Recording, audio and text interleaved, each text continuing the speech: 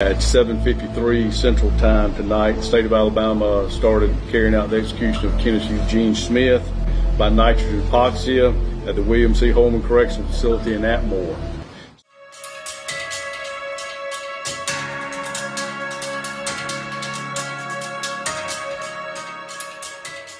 Oxygen comprises 21% of the air we breathe, and humans cannot survive for long when it drops below about 19%.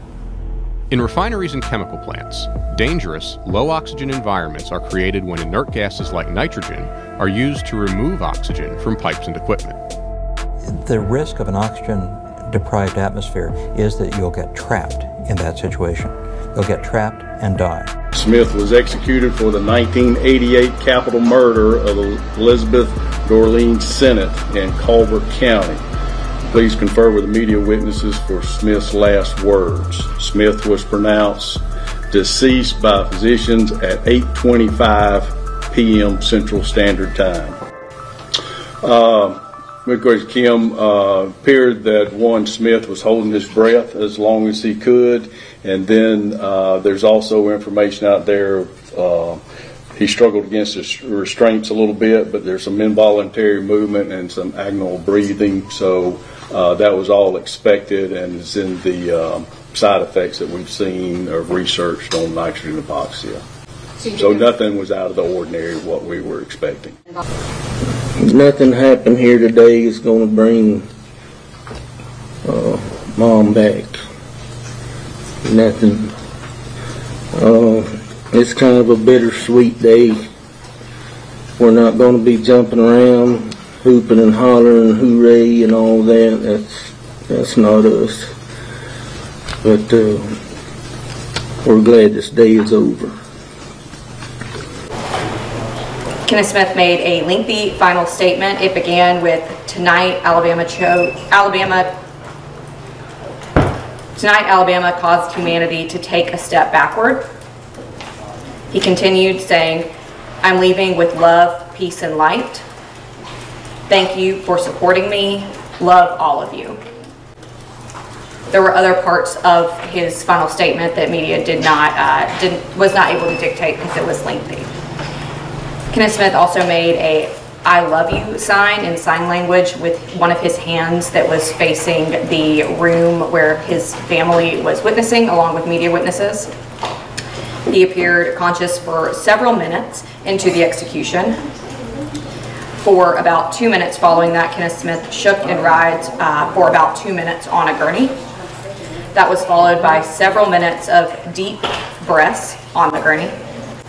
Following that, his breath slowed until it was no longer perceptible for media witnesses. The governor's office pronounced the time of death at 8:25. And again, the curtains closed to that room at 8:15 p.m. What we saw was minutes of someone struggling for their life. We saw minutes of someone heaving back and forth. We saw spit. We saw all sorts of stuff from his mouth develop on the mask. We saw this mask tied to the gurney and him ripping his head forward over and over and over again. And we also saw correction officials in the room who were visibly surprised at how bad this thing went.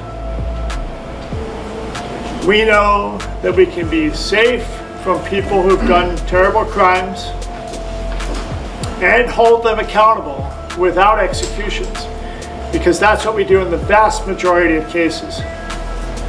We throw away the key. It's not life without parole, it's death in prison. And that's what the vast majority of murderers get.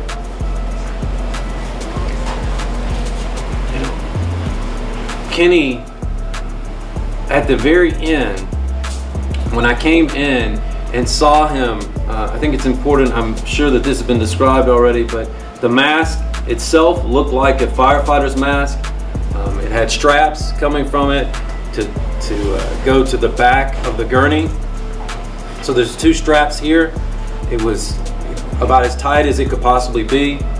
And even when he was hooked up to that whole contraption, he still was telling me, we got this, Jeff. We got this. I mean, this is somebody who's about to be executed, and he saw that I was really struggling, and he kept saying, we got this. Anyone that would allow him to be their friend. He wasn't a bad man. He was a changed man. Flow of nitrogen gas, Kenneth Smith laid on the gurney and shook for about 2 minutes, shaking and writhing on that gurney. The gurney did move several times there.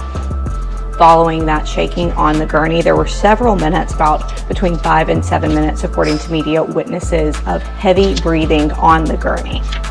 Several minutes later, a correctional officer did walk up to Kenneth Smith and appear to look over at his face. He did not touch Kenneth Smith or actually do anything that media witnesses were able to see to Kenneth Smith, but he did lean over and look at him for several minutes before walking back to the wall to return to his post there. At about 8:08, movement appeared to stop, and there was no perceptible breathing from Kenneth Smith.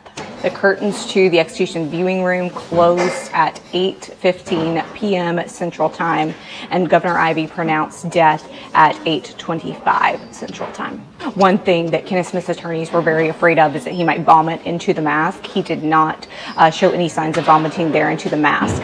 Also, the Alabama Attorney General's office had said in prior court filings that they expected him to lose consciousness pretty quickly after that gas began to flow, but media witnesses saw that Kenneth Smith appeared to be conscious for several minutes after that gas began to flow, again before he proceeded to shake and writhe on that gurney for about 2 minutes. Again, that 2 minutes of shaking and writhing on the gurney was followed by about 5 to 7 minutes of heavy breathing. Smith made some bad decisions 35 years ago, and his debt was paid tonight. I guess I'll end by saying that Elizabeth Dorleen, Thorne Senate, got her justice tonight. Thank you. Correction officials in the room who were visibly surprised at how bad this thing went.